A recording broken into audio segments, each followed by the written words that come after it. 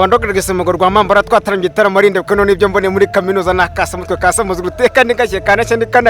kanaribwa ni kananyobwe umusizi umeze utese ndasongoye uraho uragumye ndagumye kari burisanga mu Rwanda ruzira umwaga twakwakiriye biza amashyi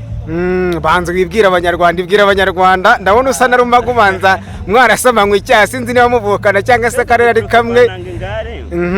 turuka kwa Nangingare mu Ruhango iwabo w'umuco w'abahanga n'abahanzi yego